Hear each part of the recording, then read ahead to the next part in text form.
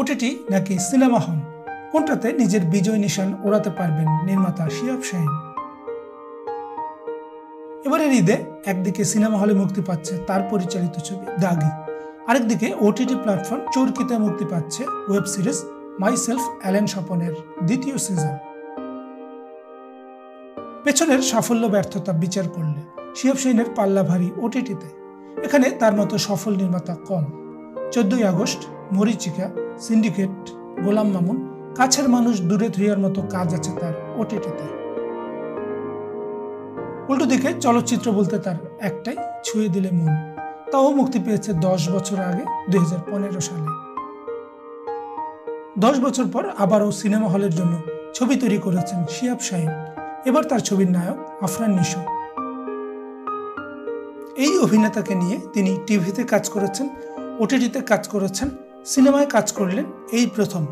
দুজনের বোঝাপড়া অবশ্যই ভালো, কিন্তু দুজনের জন্যই দাগি একটা বুক ধক প্রজেক্ট। নিশোর প্রথম ছবি সুড়ঙ্গ হিট। 2 বছর পর সিনেমা হলে আসছেন তিনি দাগি নিয়ে। এটা সাফল্য তার জন্য খুবই জরুরি। শিহাব শাহীনের প্রথম ছবি ছুঁয়ে দিলে মন আহামরি সাফল্য পায়নি, যে কারণে 10 বছর পর তিনি বড় পর্দার বাইরে। তার জন্য দাগি একটা অ্যাসিড টেস্ট। তিনি সিনেমায় নিয়মিত হবেন নাকি চেনা খেলার মাঠ ওটিটিতেই ফিরে যাবেন, এই সিদ্ধান্তটি নিতে তাকে সহায়তা করবে দাগি। আর মাইসেলফ অ্যালেন স্বপনের কথা যদি বলি, এটা একটা গ্যারান্টেড প্রজেক্ট। আগের সিরিজটি দর্শকপ্রিয় হয়েছে, প্রচুর কথাবার্তা হয়েছে অ্যালেন স্বপনকে নিয়ে।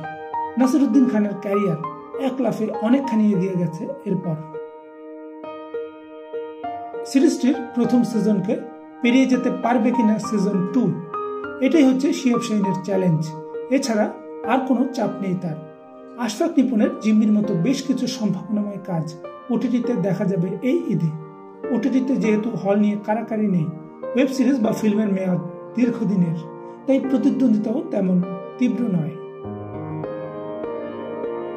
শিহাব শাহীনের চিন্তার কারণ হবে দাগি।